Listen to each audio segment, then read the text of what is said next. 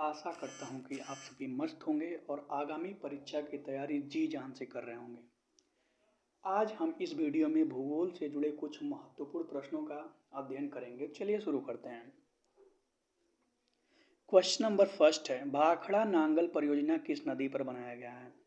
तो इसका आंसर हो जाएगा option number B, Sutlej river पर। सतलज रिवर, इसका प्राचीन नाम शतुद्री है। शतुद्री तथा ब्यास का प्राचीन नाम बिपाशा।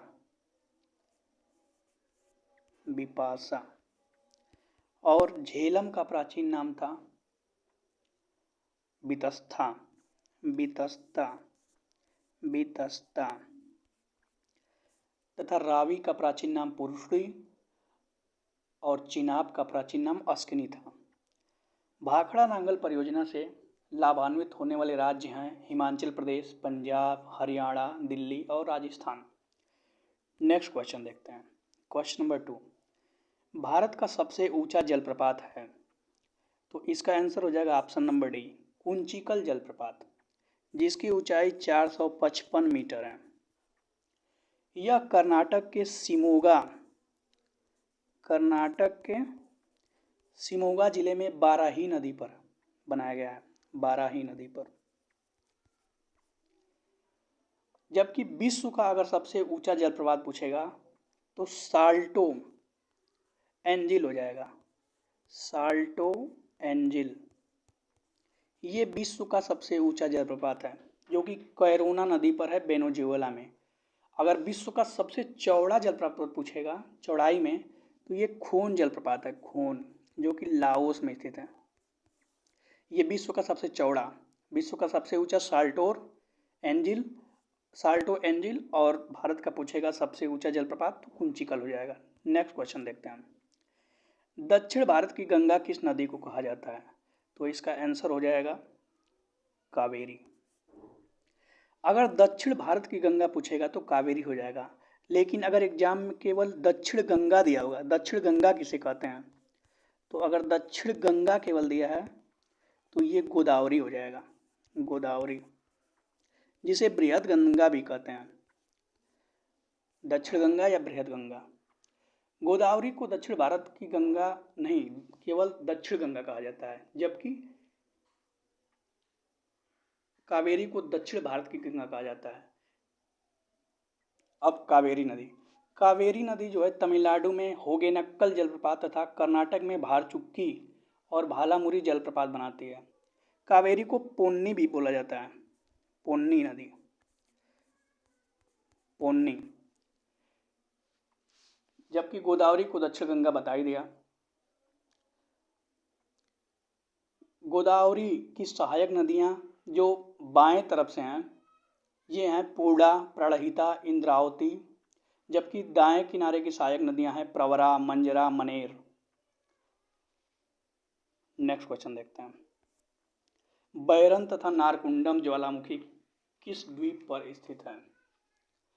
तो इसका आंसर हो जाएगा अंडमान निकोबार। अब बात ज्वालामुखी की है, तो उद्गार की अवधि के आधार पर ज्वालामुखी 3 प्रकार से बांटे जाते हैं। कौन कौन? सक्रिय ज्वालामुखी, सक्रिय ज्वालामुखी, सुषुप्त ज्वालामुखी, सुषुप्त ज्वालामुखी और मृत ज्वालामुखी। सक्रिय ज्वालामुखी में स्ट्राम्बोली, एटना और कोटोपैक्सी है। स्ट्राम्बोली, एटना तथा कोटोपैक्सी।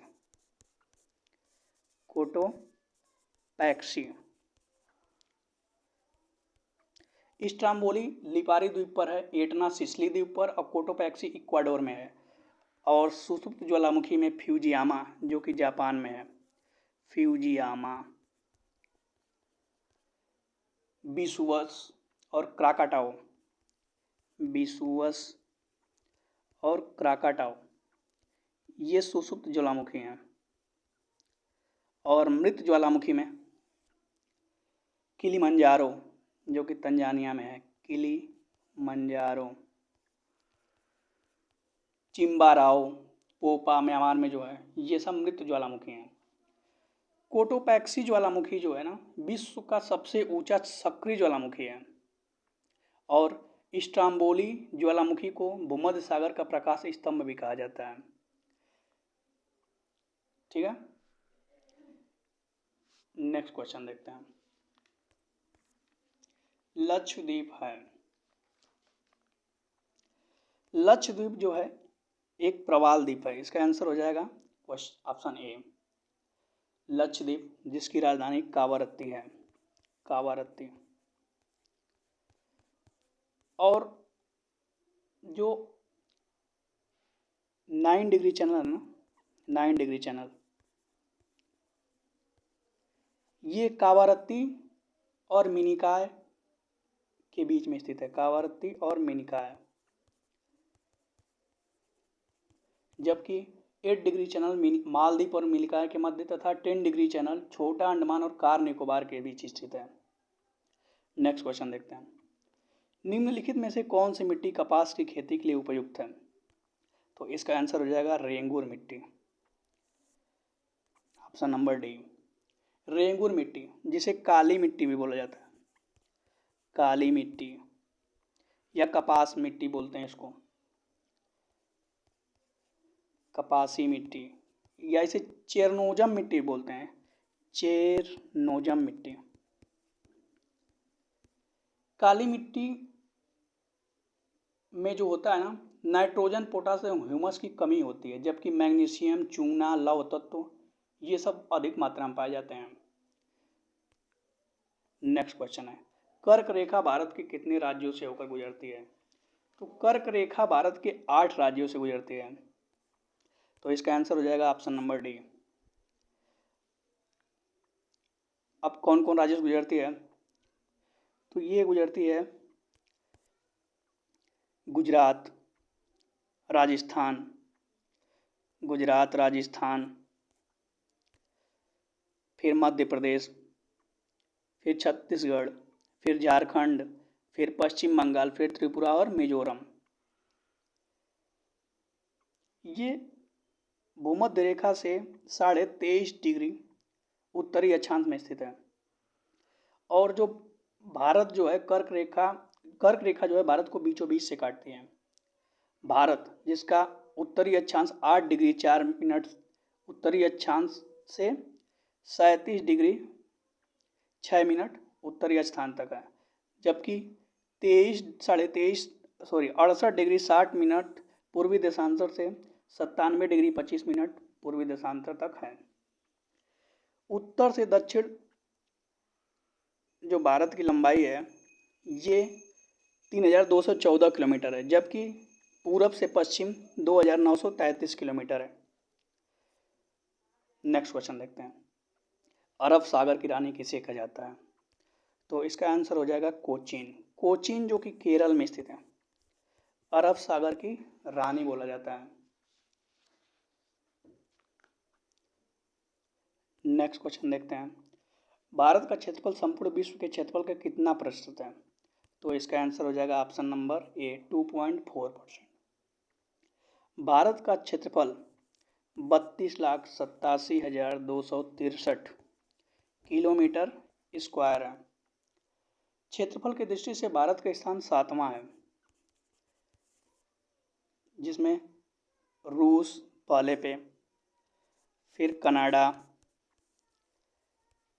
अमेरिका, चीन, ब्राज़ील, ऑस्ट्रेलिया, फिर भारत। जबकि उत्तर प्रदेश का क्षेत्रफल भारत के कुल क्षेत्रफल का 7.3% है। अगर उत्तर प्रदेश का क्षेत्रफल पूछेगा, भारत के कुल क्षेत्रफल का 7.3% है। सबसे ज़्यादा उत्तर प्रदेश, अगर क्षेत्रफल के हिसाब से पूछेगा भारत में सबसे ज़्यादा किस राज्य का है, तो राजस्थान का, राजस्थान सर्वाधिक क्षेत्रफल। फिर मध्य प्रदेश, फिर महाराष्ट्र, फिर उत्तर प्रदेश। नेक्स्ट क्वेश्चन देखते हैं। वायुमंडल की आर्द्रता मापने वाला यंत्र है, तो इसका आंसर हो जाएगा option number C, hygrometer. Hygrometer से वायुमंडल की आर्द्रता मापते हैं, जबकि बैरोमीटर से वायुमंडलीय दबाव मापा जाता है, एटमॉस्फेरिक प्रेशर। और जो हाइड्रोमीटर है, इससे किसी द्रव का अपेक्षिक घनत्व मापते हैं। और क्रोनोमीटर पानी के जहाज में सटीक समय ज्ञात करने का उपकरण है। नेक्स्ट क्वेश्चन देखते हैं। ओजोन परत की वायुमंडलीय परत किसमें पाई जाती है, तो इसका आंसर हो जाएगा ऑप्शन नंबर बी, समताप मंडल। अब जो परत है उसको 5 भाग में बांटा गया। सबसे नीचे क्षोभ मंडल, फिर समताप मंडल, फिर ओजोन मंडल, उसके बाद आयन मंडल, और फिर बहिर्मंडल या बाह्यमंडल बोलते हैं। क्षोभ मंडल वायुमंडल का सबसे निचला परत है, कभी कभी इसको इंग्लिश में देता है, एक जिसको बोलते हैं ट्रोपोस्फेयर। ट्रोपोस्फेयर यह वायुमंडल का सबसे निचला परत है। इसकी ऊंचाई जो ध्रुवों पर 8 किलोमीटर और भूमध्य रेखा पर 18 किलोमीटर है। तापमान की गिरावट की दर यहाँ पे 165 मीटर की ऊंचाई पर 1 डिग्री सेल्सियस है, अथवा 1 किलोमीटर की ऊंचाई पर 6.4 डिग्री सेल्सियस तापमान का गिरावट होती है। सभी वायुमंडलीय घटनाएं, बादल, वर्षा इसी मंडल में होती है। इस मंडल को संवहन मंडल भी कहते हैं, क्योंकि संवहन धाराएं इसी मंडल में सीमित रहती है। इस मंडल को अधोमंडल भी कहते हैं, क्षोभ मंडल को अधोमंडल भी कहते हैं। जबकि समताप मंडल जो है ये 18 से 23 किलोमीटर की ऊंचाई तक होता है। मौसमी घटनाएं इसमें नहीं होती, अतः वायुयान उड़ाने के लिए सबसे आदर्श होता है समताप मंडल। कभी कभी हम मंडल में विशेष प्रकार के मेघों का निर्माण होता है। इस मंडल में कभी कभी विशेष प्रकार के मेघों का निर्माण होता है, जिसे मुलाव मेघ बोलते हैं, मदर ऑफ पियर क्लाउड, मुलाव मेघ। इसके बाद ओजोन मंडल जो है ये धरातल से 32 से 60 किलोमीटर के बीच स्थित है। 32 से 60 किलोमीटर के बीच स्थित है। इस मंडल में ओजोन गैस की एक परत पाई जाती है, जो सूर्य से आने वाली पराबैंगनी किरणों को अवशोषित कर लेती है। इसे पृथ्वी का सुरक्षा कवच कहते हैं। ओजोन परत को नष्ट करने वाली गैस कौन सी है? CFC। ओजोन परत की मोटाई मापने के लिए डप्सन इकाई का प्रयोग किया जाता है, डप्सन। यहाँ पे प्रति 1 किलोमीटर की ऊंचाई पर लगभग 5 डिग्री सेल्सियस वृद्धि होती है। यहाँ पे 1 किलोमीटर पे 5 डिग्री सेल्सियस की वृद्धि होती है। देखो, ओजोन मंडल में वृद्धि होती है तापमान की, और क्षोभ मंडल में क्या होता था, जैसे जैसे ऊपर जाते थे तो कमी होती थी। इसके बाद है आयन मंडल। आयन मंडल जो कि 60 से 60 किलोमीटर से 640 किलोमीटर तक है। यह भाग कम वायुदाब तथा पराबैंगनी किरणों द्वारा आयनित होती है। संचार उपग्रह जो होते हैं ना, इसी में सैटेलाइट वगैरह इसी में लगते हैं। और इसके बाद है वायुमंडल। इसका कोई निश्चित सीमा नहीं है, 640 किलोमीटर ऊपर के जितने हैं सब वायुमंडल में आते हैं। इसमें हाइड्रोजन और हीलियम गैस की प्रधानता होती है वायुमंडल में। नेक्स्ट क्वेश्चन देखते हैं। ग्रेट बैरियर रीफ कहाँ पर स्थित है? तो ग्रेट बैरियर रीफ जो है ऑस्ट्रेलिया के पूर्वी तट पर स्थित है। ऑस्ट्रेलिया के पूर्वी तट पर। तो इसका आंसर हो जाएगा ऑप्शन नंबर डी, ऑस्ट्रेलिया, जो सबसे छोटा महाद्वीप है। नेक्स्ट क्वेश्चन देखते हैं।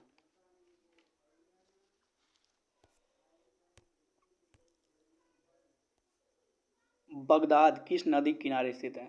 तो बगदाद जो है टिग्रिस नदी के किनारे स्थित है। तो ऑप्शन नंबर बी करेक्ट हो जाएगा, टिग्रिस नदी। और हडसन नदी के किनारे न्यूयॉर्क स्थित है, न्यूयॉर्क। जबकि सिंधु नदी के किनारे लाहौर, सॉरी रावी नदी के किनारे लाहौर स्थित है। और डेन्यूब नदी के किनारे,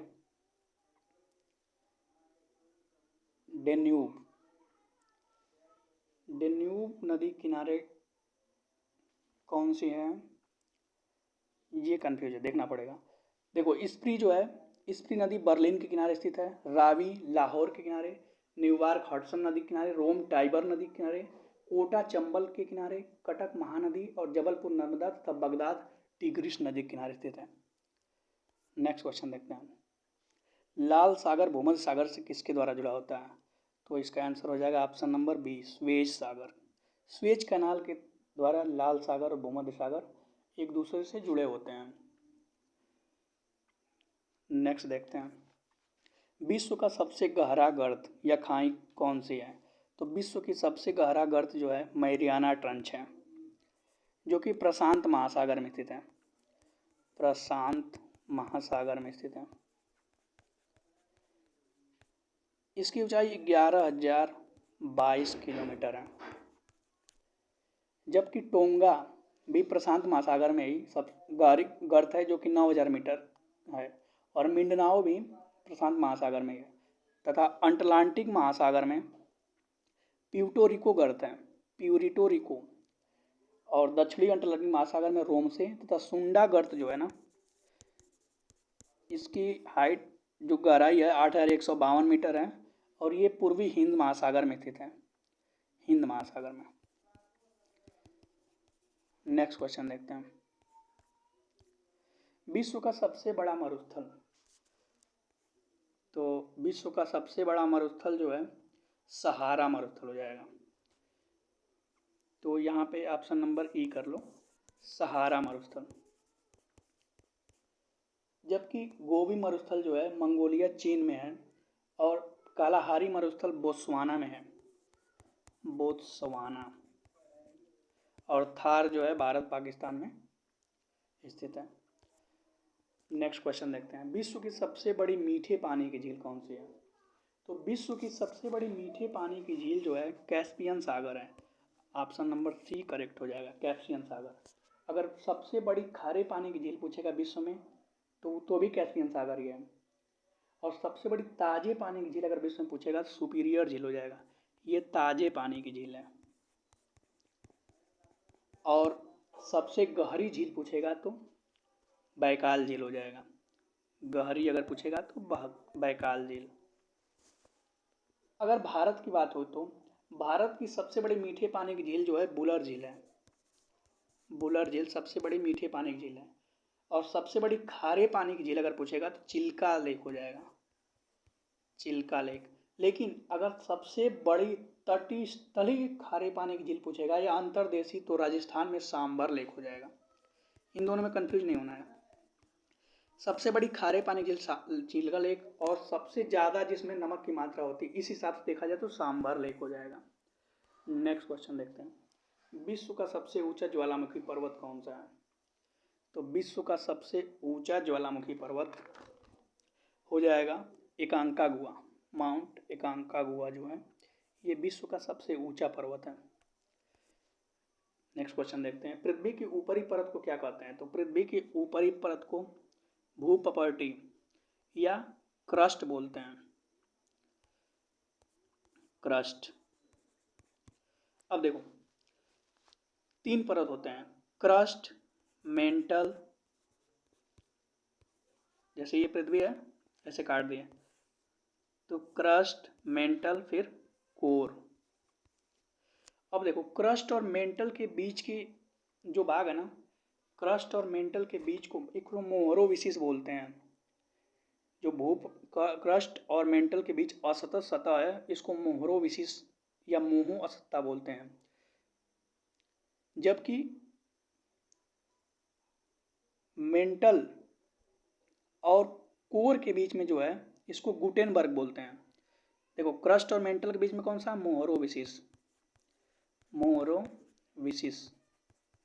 लेकिन मेंटल और कोर के बीच में अगर पूछेगा तो इसको गुटेनबर्ग असत्ता बोलते हैं, गुटेनबर्ग, गुटेनबर्ग डिसकंटिन्यूटी। और अगर लीमेन डिसकंटिन्यूटी दिया है तो ये जो होता है कोर में, इनर कोर और आउटर कोर के बीच का बोलते हैं लीमेन डिसकंटिन्यूटी। अब क्रस्ट मेंट जो भूप्रॉपर्टी है इसमें सबसे ज़्यादा क्या होता है, सिलिका और एल्युमिनियम, इसको Cl बोलते हैं, सिलिका और एल्युमिनियम। मेंटल में सी में सिलिका और मैग्नीशियम, और कोर में नीफे बोलते हैं, निकिल और एफिल यानी लोहा। नेक्स्ट क्वेश्चन देखते हैं, दो अक्षांशों के बीच की दूरी कितनी होती है, तो इसका आंसर हो जाएगा option number A 111 kilometre. Next question देखते हैं, किस गति के कारण पृथ्वी पर दिन और रात होते हैं, तो घूर्णन गति के कारण पृथ्वी पर दिन और रात होते हैं, जबकि परिक्रमण के कारण ये मौसम चेंज होते हैं। So thanks.